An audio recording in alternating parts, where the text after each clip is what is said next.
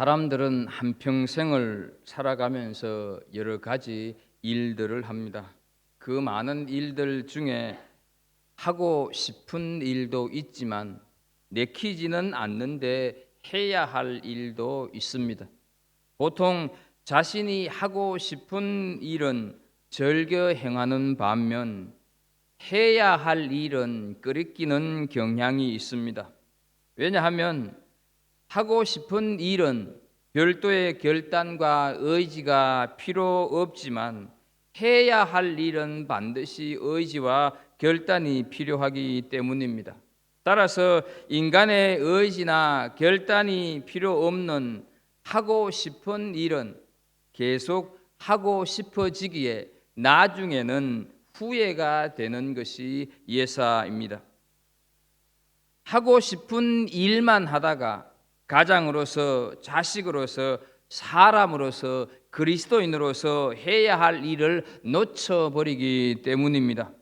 한편 해야 할 일을 하기 위해서는 의지와 결단이 수반되기 때문에 어렵고 귀찮을 수가 있습니다. 그러나 단 한 번이라도 해야 할 일을 하면 그 일을 통해서 삶의 의미와 자신의 가치를 발견하게 됩니다. 신앙생활도 마찬가지입니다. 그리스도인은 하고 싶은 일만 하면서 사는 사람이 아닙니다. 하고 싶은 일만 한다면 그리스도인다운 거룩한 삶은 불가능하다 하는 것이죠. 그리스도인은 해야 할 일을 결단과 의지로 행할 때 삶의 가치와 의미를 확인하게 되고 영적인 가치와 의미를 찾게 되고 성령님의 인도하심 속에서 해야 할 일들을 계속 행해 나가는 가운데 그 인재 때문에, 그 기름 부으심 때문에, 그 복음의 능력 때문에 수고를 아끼지 않을 때 이것이 인생이구나, 이것이 그리스도인의 삶이구나 하는 것을 깨닫게 된다 하는 것이죠. 그 해야 할 일 때문에 자신의 인생의 수고로움을 생각하지를 않았던, 그래서 참으로 그 해야 할 일들을 온전히 행했던 그 사람, 그 한 사람이 오늘 본문에 나오고 있습니다. 그 사람이 우리 귀에 익숙한 빌립 집사입니다. 오늘 본문을 우리가 읽었었지만 본문 앞에 있는 부분을 조금 소개하자면, 당시 예루살렘 교회는 스데반 집사의 핍박을, 순교를 시작으로 해서 엄청난 박해를 받습니다. 그 핍박으로 예루살렘의 많은 성도들이 뿔뿔이 흩어지게 되면서 본문에 나오는 빌립 집사 역시 사마리아로 내려가서 복음을 전하기 시작을 했다 하는 것이죠. 비록 박해를 피해서 흩어졌지만 빌립이 사마리아로 내려갔다고 하는 사실은 빌립의 의지와 결단이 있었음을 우리가 알 수가 있습니다. 왜냐하면 당시 유대인들은 사마리아인들을 혼혈이 되었다 이렇게 해서 사람 취급을 하지 않는 것은 물론이거니와 상종도 하지 않았던 사람들이 바로 사마리아인이었는데, 그 사마리아인에게 빌립 집사가 내려가서 복음을 전했다고 하는 것은 분명코 빌립의 의지와 결단이 그 속에 들어 있었다 하는 것이죠. 이 사마리아에서 빌립 집사가 해야 할 일을 했을 때 엄청난 성령의 역사가 일어났습니다. 더러운 귀신이 떠나가고 중풍병자, 지체장애인들이 고침을 받았습니다. 그래서 오늘 우리가 읽지는 않았지만 사도행전 이 8장 8절에 보게 되면 그 사마리아 성에 큰 기쁨이 있었더라 이렇게 표현을 하고 있습니다. 성령 세례의 역사와 더불어서 사마리아 지방에서 절대적인 존재였던 이 마술사 시몬이라고 하는 사람도 빌립 집사 앞에서 무릎을 꿇었습니다. 빌립의 복음 전도는 아주 대성공적이었고 사마리아 사람들의 존경을 한 몸에 받는 역사의 주역이 되었다 하는 사실이죠. 그런데 그런 빌립에게 이제 하나님께서 하시는 말씀이 오늘 본문의 시작이다 하는 것이죠. 우리는 오늘 이 본문을 통해서 첫 번째 배울 수 있는 교훈을 하나 생각을 해본다면, 하나님께서는 종종 우리를 광야로 인도하실 때가 있다 하는 것을 기억할 필요가 있습니다. 하나님께서는 종종 우리 인생을 광야로 몰아 넣으실 때가 있다 하는 것이죠. 본문 26절을 보게 되면 주의 사자가 빌립에게 말하여 이르되 일어나서 남쪽으로 향하여 예루살렘에서 가사로 내려가는 길까지 가라 하니 그 길은 광야라 말씀을 하고 있습니다. 여기서 가사는 오늘 우리에게 참으로 익숙한 팔레스타인 자치기구인 가자 지구, 그 가자를 오늘 본문에서 가사라 이렇게 표현을 하고 있다 하는 것이죠. 이 가사는 BC 1세기경에 철저히 파괴가 되었기 때문에 아주 황폐해진, 예루살렘에서 약 70km 정도 떨어진 멀고 험한, 그리고 아무것도 살지 못하는 광야였다 하는 것이죠. 그런데 하나님께서는 빌립 집사에게 그 광야 그 길을 가라 이렇게 말씀을 하시는 것입니다. 지금 사마리아 땅에 성령의 역사가 임하고 부흥의 역사가, 부흥의 영광이 나타나는 아주 열매가 맺히고 있는 그런 상황. 그런데 느닷없이 광야로 가라 이렇게 말씀을 하시는 것이죠. 어떻습니까? 이해가 되고 있습니까? 하나님, 이제 막 이곳에 복음이 전해졌는데 제가 다른 곳으로 가면 저 사람들은 누구에게 성경을 배울 수가 있습니까? 지금 제자 양육도 해야 하고 선교회도 조직해야 하는데 어떻게 다른 곳으로 갈 수가 있습니까? 이렇게 빌립이 말을 할 수 있지 않겠습니까? 그러나 빌립은 가지 않겠습니다. 이곳에서 사역하는 것만 해도 충분합니다. 핍박을 피해 여기까지 와서 사역을 했는데 이제는 좀 쉬었으면 좋겠습니다. 다른 곳도 참으로 많이 있는데 왜 하필 광야입니까? 이러지를 않았다 하는 사실이죠. 26절 가만히 보게 되면 남쪽이라고 하는 단어가 있습니다. 이르되 일어나서 남쪽으로 향하여 이렇게 말을 하고 있을 때 남쪽이라고 하는 그 단어 속에는 한낮이라고 하는 뜻도 포함이 되어 있습니다. 뜨거운 태양 아래 사람이 살지 않는 광야로 가라 이렇게 하는 것은 빌립의 입장에서 보게 되면, 우리 입장이 되어서 보게 되면 하나님께서 참 해도 무리한 요구를 하고 계신다 이렇게 우리는 충분히 생각하기가 쉽습니다. 복음으로 인한 이적과 역사가 나타나고 성령의 능력이 가득한 그 현장에서 지금 빌립이 쓰임을 받고 있는데 가사로 내려가라 이렇게 말씀을 하시니까 과연 이 빌립의 마음이 어떠했을까 하는 것이죠. 엄청난 흥분과 감동으로 지금 사마리아에서 많은 계획과 비전이 빌립의 마음속에 가득했을 것입니다. 말을 좀 바꾸면 지금 빌립은 엄청난 가능성의 자리에 있다 하는 것이죠.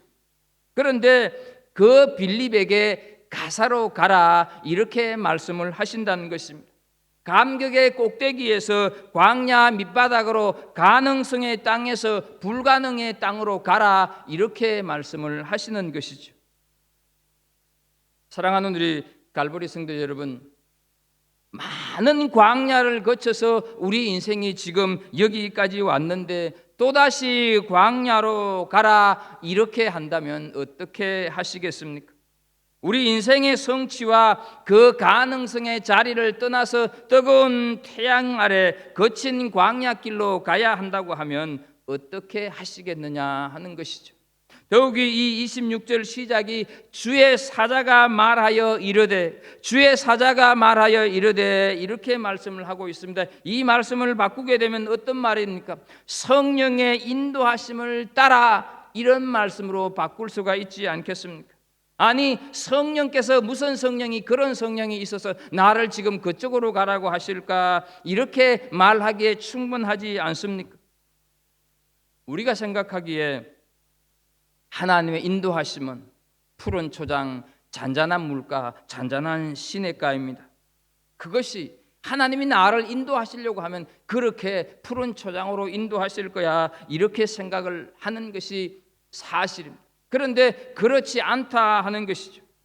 하나님의 관심은 우리 지금 이 현재에 있는 것은 결코 아닙니다. 하나님의 관심은 지금 우리가 얼마나 평탄한 삶을 살고 있고 지금 얼마나 대박난 인생길에 서 있느냐, 이것이 결코 아니다 하는 것이죠. 하나님의 관심은 우리 인생길 끝에 놓여져 있는 하나님의 뜻과 목적에 있다고 하는 사실을 기억하십시오. 하나님의 관심은 하나님께서 나타낼 영광에 있다고 하는 것을 기억하십시오. 왜 광야라고 생각하십니까? 광야는 사람이 살기 힘든 곳입니다. 낮에는 뜨거운 태양이, 밤에는 차가운 냉기가 살을 얼게 하는 곳입니다. 모래폭풍이 언제 몰아닥칠지 모르는 위험한 곳입니다. 그래서 결코 누구도 가고 싶지 않은 곳입니다. 그래서 누군가가 가야 하기에 하나님께서는 빌립에게 가라고 하셨다 하는 것이죠. 그 죽음의 곳, 아무것도 살지 못하는 그곳에도 말씀이 필요하고 그곳에도 복음이 필요했기 때문에 그렇다 하는 것이죠. 그곳에도 기도가 심어져야 되고 그곳에도 기도가 뿌려져야 하고 그곳에서도 사람을 살려야 하기 때문에 하나님께서는 가라고 말씀을 하셨다 하는 것이죠. 혹시 우리가 지금 살아가고 있는 내 삶의 환경이 광야라고 여겨지십니까? 나는 가기 싫은데 하나님께서 나를 지금 이 광야로 내몰았다, 이렇게 생각하고 계시지는 않습니까? 지금은 이해가 안 되어도 내가 아니면 갈 사람이 없기에 나를 여기로 보내셨다, 이렇게 믿는 은혜가 있기를 축복합니다. 뉴질랜드가 지상 천국일 줄 알고 왔는데 사막도 아주 그렇게 숭악한 사막이네, 이렇게 생각을 하면서 혹시 울고 계시는 분은 없습니까? 그 일만 하면 내 인생이 대박 날 줄 알았는데 가시밭길이라고 억울해하고 계시지는 않습니까? 그 사람만 만나면 시온의 대로가 열릴 줄 알았는데 한 치 앞도 보이지 않는 광야 앞에서 외로이 서 있는 느낌, 내 자신을 그렇게 느끼고 계시지는 않습니까? 결코 그렇지 않다 하는 것을 기억하십시오. 하나님이 인도하신다고 하는 것을 믿는 은혜가 있기를 축복합니다. 사막을 옥토로 바꾸는 해야 할 일을 내가 아니면 할 수 없기에 나를 보내셨다고 믿는 은혜가 있기를 축복합니다. 주의 사자가 말하여 이르되, 분명히 어떻습니까? 성령께서 이끄셨습니다. 이것은 내가 마땅히 행할 일을 할 때는 그 일이 그곳이 아무리 사막 같고 광야 같아 할지라도 성령께서 반드시 인도하신다고 하는 것을 믿으시는 은혜가 있기를 축복합니다. 성령께서 인도하시면 그 길이 결코 광야나 사막이 될 수 없는 것 아니겠습니까? 히브리서 11장 8절에 우리는 익숙한 말씀을 보게 됩니다. 믿음으로 아브라함은 부르심을 받았을 때 순종하여 장래 유업으로 받을 땅에 나아갈새 갈 바를 알지 못하고 나아갔으며 말씀을 하고 있습니다. 빌립은 갈 바를 알지 못했지만 그는 갔다 하는 사실입니다.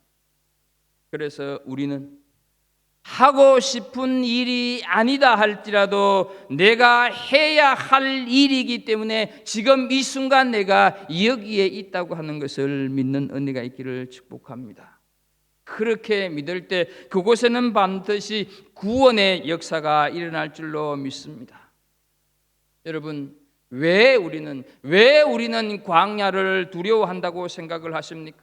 그 황폐한 광야가 두렵지 않은 사람이 없을 것인데 정말로 우리가 그 황폐한 광야를 보면서 두려워하고 있는 이유는 우리를 통해서 그곳에서 새로운 역사를 이루어 가실 하나님을 기대하지 못하기 때문에 우리는 광야를 두려워한다 하는 것이죠.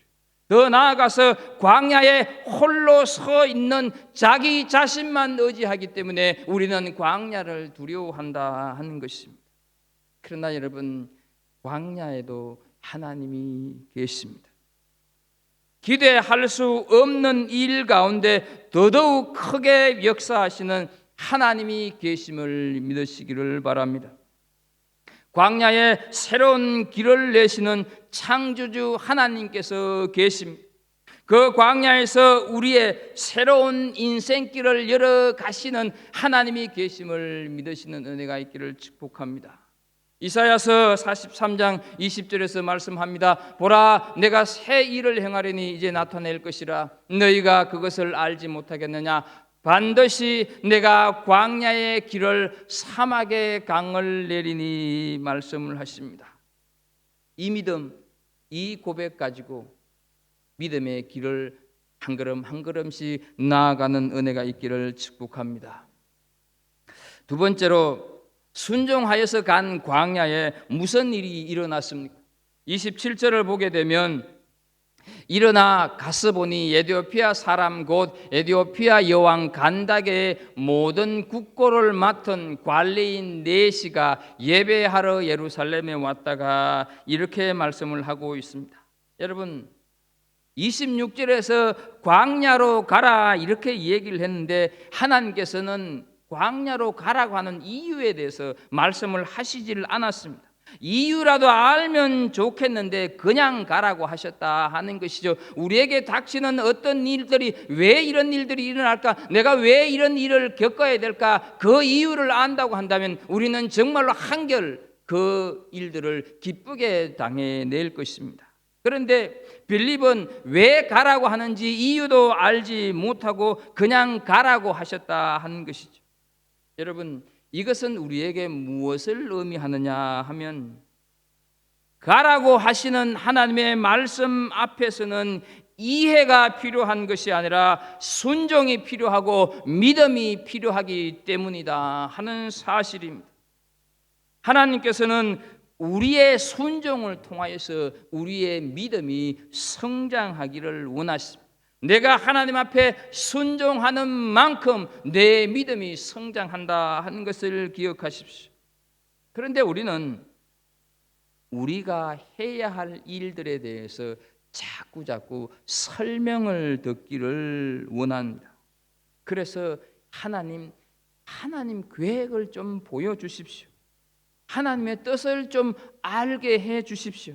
그러면 내가 그 길을 순종하며 가겠습니다. 이렇게 말하는 것이 우리의 모습입니다. 그러나 여러분, 우리가 모든 것을 이해하고 모든 것을 알고 가는 것은 믿음도 아니고 순종도 아니다고 하는 것을 기억하십시오. 다만 순종하여 갔을 때 왜 광야로 보냈는지 거기에서 알게 된다 하는 것이죠. 그 일을 하게 되고 그 자리에 서게 될 때 왜 하나님께서 그 말씀을 하셨는지 알게 된다 하는 것이죠. 순종의 자리에, 믿음의 자리에 서면 하나님의 뜻이 보이는 줄로 믿습니다. 하나님께서는 우리에게 이런 믿음을 원하십니다. 이 믿음과 순종이 우리에게 있기를 축복합니다. 에티오피아 여왕 간다게의 국고를 맡은 신하로, 오늘날 우리식으로 표현하게 되면 아마 재무부 장관 정도 되지 않을까 생각합니다. 이 사람이 왜 이스라엘을 찾아왔습니까? 왜 예배를 드리러 왔습니까? 그 이유를 구약을 통해서 한번 보게 되면 열왕기상 10장 1절에 보게 되면 서바의 여왕이 여호와의 이름으로 말미암은 솔로몬의 명성을 듣고 와서 어려운 문제로 그를 시험하고자 하여 이렇게 말씀을 하고 있습니다. 여기에서 말씀하고 있는 이 서바가 바로 에티오피아 여왕이었다 하는 것이죠. 이 여왕이 솔로몬 임금의 명성을 듣고 찾아와서 자기 마음속에 있는 모든 궁금한 것들을 다 물었습니다. 이 물음에 지혜의 왕이었던 솔로몬이 막힘없이 시원하게 대답을 했다 하는 것이. 그러자 이 여왕이 탄복하여서 열왕기상 9절에 보게 되면 당신의 하나님 여호와를 송축할지로다 이렇게 화답하는 것을 보게 됩니다. 이디오피아는 이때부터 절기만 되면 이스라엘에 와서 하나님 앞에 경배하는 그런 왕래가 있었는데 그 전통이 오늘 본문에서까지 계속되고 있었다 하는 사실이죠. 그러나 유대인들은 이디오피아 사람이 흑인이라고 반기지 않았고 무시했습니다. 이디오피아라는 말 자체가 검은 피부의 사람들, 그래서 부스라고 번역을 하고 있습니다. 노아의 세 아들 중 저주받은 함의 후예입니다. 더욱이 이 사람은 넷이었습니다. 넷이는 불구자로 사람 대우를 못 받는 존재로 간주가 되었다 하는 것이죠. 따라서 빌립의 입장에서는 굳이 이 사람을 만날 필요가 없는 사람, 그런데 하나님께서 이 사람을 만나게 하셨습니다. 우리가 빌립의 입장에서 한번 생각해 본다고 하면 예루살렘에서 사마리아 성까지 피해 왔습니다.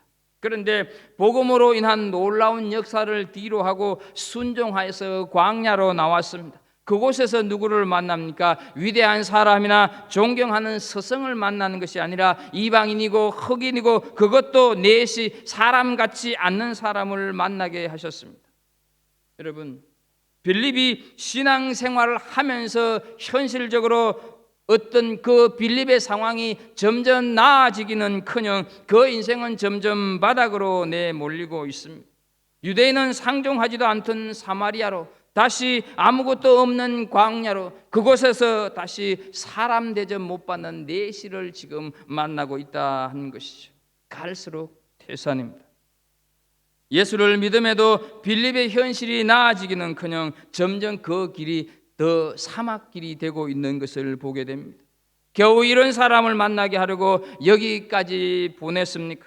그 많은 사마리아 사람들 두고 왔는데 어디 만날 사람이 없어서 이 사람을 붙여주시기 위해서 이 정도의 일을 시키려고 저를 이곳으로 보냈습니까? 고작 이 직장에 들어가게 하려고 어디로, 여기로 보냈습니까?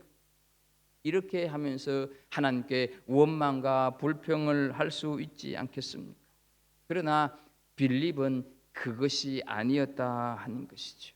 27절에 기록된 일어나 가서 보니, 이렇게 말을 할 때 이 보니라고 하는 단어의 성경 원문에 보게 되면 감탄사로 기록이 되어 있습니다. 그래서 빌립은 일어나서 갔다, 그리고 보라, 이런 의미가 담겨져 있다 하는 것이죠. 빌립의 현실이 나아지기는커녕 절망적인 것처럼 보였지만 그게 아니었다 하는 것이죠. 그는 혼자 사막길을 힘겹게 걸어왔지만 아무도 없는 그 광야에서 저주의 상징인 사람, 관심 밖의 사람 넷이를 보면서 저 사람이구나, 내가 해야 할 일이 저것이구나, 성령께서 저 사람을 통한 놀라운 계획을 가지고 계셔서 나를 이곳으로 보내셨구나 하는 것을 깨달으면서 빌립은 자신도 모르게 보라, 이렇게 외쳤다 하는 것이죠. 그래서 여러분, 시편 33편 11절에 보게 되면 여호와의 계획은 영원히 서고 그의 생각은 대대에 이르리로다, 이렇게 말씀을 하고 있습니다. 그리고 본문 30절을 보면 성령께서는 어떤 고백을 하고 있습니까? 빌립이 달려가서 선지자 이사야의 글 읽는 것을 듣고 말하되 읽는 것을 깨닫느냐, 이렇게 말씀을 하고 있습니다. 빌립이 달려갔다는 것이, 사마리아에서 그 광야길, 아무것도 없는, 교통수단이 없는 그런 상황 속에서 걸어왔는데 얼마나 힘이 들었겠습니까? 그런데 빌립은 이 내시를 보면서 어떻습니까? 달려갔다고. 그 달려갔다고 하는 표현 속에서 우리는 빌립의 마음이 어떠했는가를 충분히 읽을 수가 있지 않겠습니까? 그렇구나. 이것이 내가 해야 할 일이었구나. 사마리아에서 내가 할 일도 있지만 하나님께서 원하시는 것, 바로 이것이 내가 해야 할 일이었구나 하는 것을 깨달으면서 하나님께서 보내셨구나 하는 기쁨과 감격이 너무 커서 그냥 그 내시에게 터벅터벅 걸어갈 수가 없어서 달려갔다 하는 사실이죠. 사랑하는 우리 성도 여러분, 예수를 믿어도 나아질 기미가 전혀 보이지 않는 절망의 상황이었지만 빌립은 오히려 광야와 같은 자신의 현실을 벅찬 가슴으로 끌어안았다고 하는 사실을 주목하십시오. 이것은 참된 믿음의 사람은 절대로 절망을 하지 않는 사람이라고 하는 것을 알 수가 있습니다. 내가 해야 할 일이 있음을 아는 사람에게는 절망이 없다고 하는 사실을 우리에게 똑똑히 보여주고 있습니다. 우리의 현실이 어떠하십니까? 내가 사는 현실이 점점 어려워지십니까? 점점 광야가 되어가는 듯 나빠지고 있습니다. 그러나 여러분, 우리 인생살이가 언제 힘들지 않을 때가 있었습니까? 코로나 팬데믹으로 인한 많은 분들이 힘들어하고 있는 것이 사실입니다. 그러나 내 인생길에서 가장 어렵고 힘든 시기라고 생각을 했지만 지나고 나면 그것도 지금 상황에 비교하면 아무것도 아니구나, 이렇게 생각을 하면서 여기까지 여러분들이 오시지 않았습니까? 우리가 믿는 하나님은 천지를 창조하시고 살아계신 전능하신 하나님이시지 않습니까? 그런데 왜 우리는 우리의 기대에 어긋나는 일만 생기면, 그런 현실만 만나면 절망하고 세상 다 산 듯이 괴로워하고 한숨 짓고 계시느냐 하는 것이죠. 절망처럼 보이는 상황, 그 현실만 볼 뿐, 그 상황을 통하여서 내 삶을 가꾸고 나를 찬란한 영광으로 인도하시려는 하나님은 보지 않기 때문 아니냐 하는 것이지. 여러분, 바람이 우리 눈에 보이지 않는다고 해서, 공기가 내 눈에 보이지 않는다고 해서 바람도 없고 공기도 없다고 말을 하는 사람 있습니까? 우리는 절망적인 내 현실을 보고 절망한다고 해서 그 순간 하나님께서 우리와 함께 하시지 않는 것은 아니라고 하는 것을 우리가 믿어야 하지 않겠습니까? 내가 부인하고 우리가 부인하든 하지 않든, 내가 의식하든 의식하지 않든 하나님은 우리와 함께 계시는 줄로 믿습니다. 그래서 마태복음 28장 20절의 말씀을 하고 있습니다. 볼지어다 내가 세상 끝날까지 너희와 항상 함께 있으리라 하시니라. 또 하나 말씀을 보면 이사야서 43장 2절에 보게 되면 네가 물 가운데로 지날 때 내가 너와 함께 할 것이라. 강을 건널 때 물이 너를 침몰하지 못할 것이며 네가 물 가운데로 지날 때 타지도 아니할 것이요 불꽃이 너를 사르지도 못하리니 말씀을 하십니다. 믿으십니까? 우리는 다 인생의 물도 지나왔었고 인생의 불도 인생의 강도 지나왔다고 하는 사실이죠. 내가 그 길을 지나오고 통과한 것이 아니라는 것입니다. 한순간도 떠나시지 않고 나와 함께 하시는 그분, 그 살아계신 하나님, 영존하신 하나님께서 내를 통하여서 강을 건너게 하고 불에 타지도 않게 하고 보호해 주셨다고 하는 것을 기억하십시오.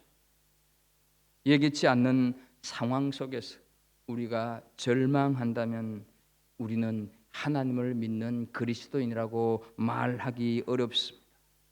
어디 내 인생이 내가 예측한 대로 다 됩니까?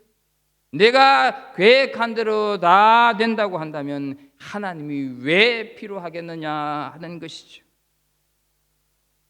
혹시 절망적인 상황에 놓여져 있습니까? 그 절망을 보시지 말고 그 상황을 주신 하나님을 바라보십시오. 그리고 그 상황 속에서 해야 할 일을 믿음으로 행하시는 은혜가 있기를 주의 이름으로 축복합니다.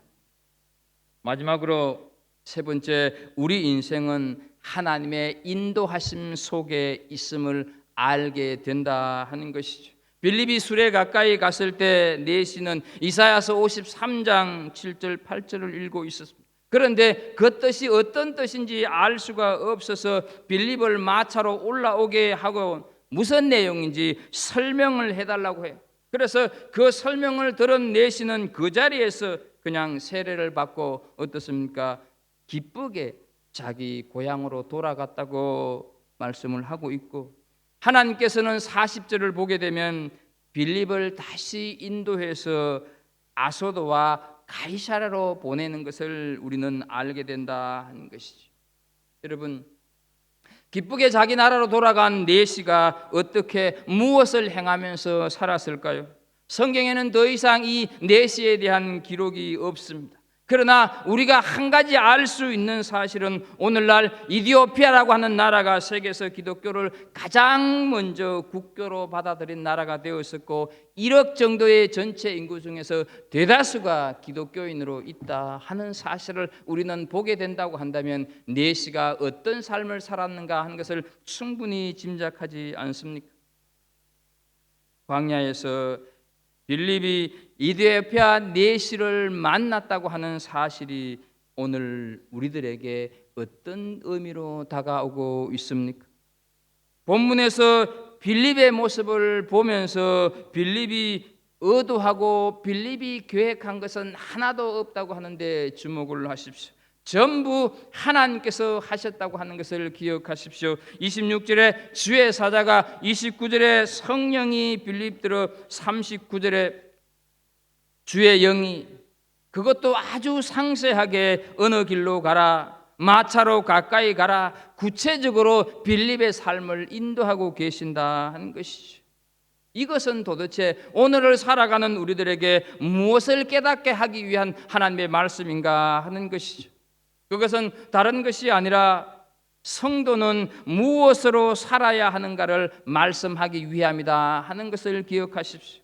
우리의 존재가, 성도의 존재가 무엇인가를 보여주시는 말씀입니다. 적어도 성도라고 한다면 자기가 자기 인생을 주도해 가는 사람이 아니라 그 인생 철저하게 하나님께서 붙잡고 계신다고 하는 것을 말하기 위해서 이 말씀을 기록하고 있다 하는 것이죠.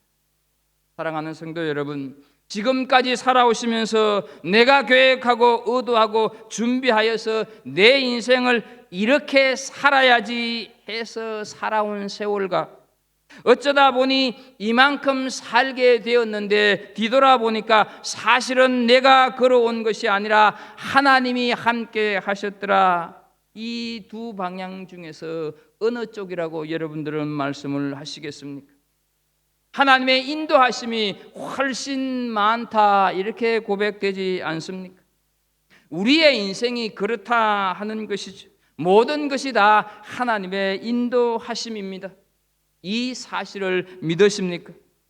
우리는 창세기에 나오는 아브람과 롯을 계속해서 공부하고 있습니다. 이 두 사람의 출발은 같았지만 그 삶의 차이는 엄청나다고 하는 것을 우리는 보았습니다.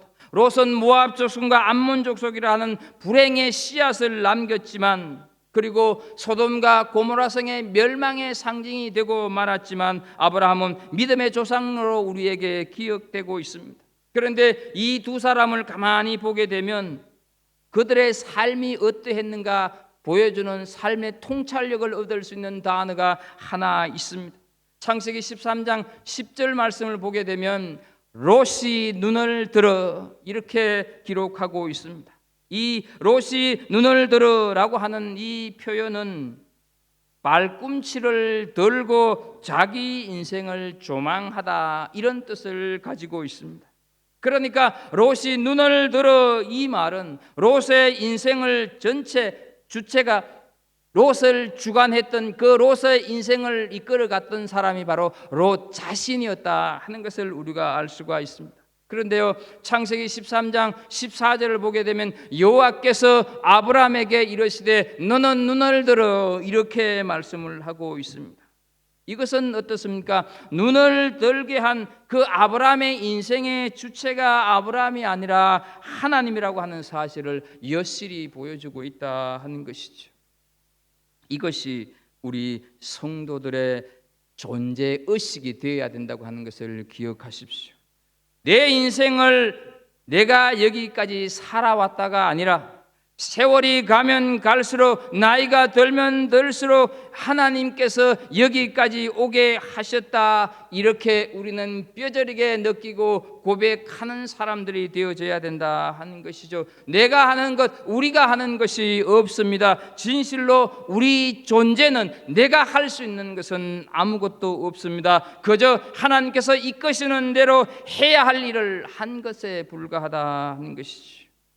돌아보니 순간순간 위기 때마다, 어려울 때마다 붙잡으시고 놓게 하시고 포기하게 하시고 여기까지 이만큼 살게 하셨다고 하는 것을 우리가 고백할 수 있지 않겠습니까? 결국은 하나님이 하셨다 하는 것이 우리 인생의 고백이라는 것이지. 그것을 시편 48편 14절에 말씀을 합니다. 이 하나님은 영원히 우리 하나님이시니 그가 우리를 죽을 때까지 인도하시리라. 그가 우리를 죽을 때까지 인도하시리로다. 믿으십니까? 우리 인생길이 순간순간 광야의 길 같아도 빌립을 통해서 그 엄청난 역사를 이루어간 주체가 누구입니까? 주의 영 성령 곧 하나님이십니다. 가라 서라 이 길로 저 길로 전부 성령께서 하셨음을 믿으십시오. 내가 내 눈을 드는 내 인생이 아니라 너는 눈을 들어, 이렇게 하나님께서 우리 눈을 들게 하시는 그 말씀에 순종하심으로 인생길이 광야길 같아도 하나님의 인도하심 속에 있음을 믿고 행하시는 믿음의 성도들이 되기를 예수님의 이름으로 축복합니다. 하나님 아버지, 오늘 우리 인생길이 광야 같아 할지라도 그 광야로 보내시는 것조차 내가 할 일이 있기에 하나님이 보내시고 하나님이 인도하시고 하나님이 계획하시고 하나님께서 하게 하셨다고 하는 것을 고백하면서, 하나님, 우리가 참으로 인생길을 광야를 만날 때마다 하나님 이 말씀 떠올리면서 우리가 하나님을 온전히 신뢰하고 하나님의 인도하심을 온전히 받는 하나님의 백성답게 살아가게 하여 주옵소서. 예수님의 이름으로 기도하옵나이다. 아멘.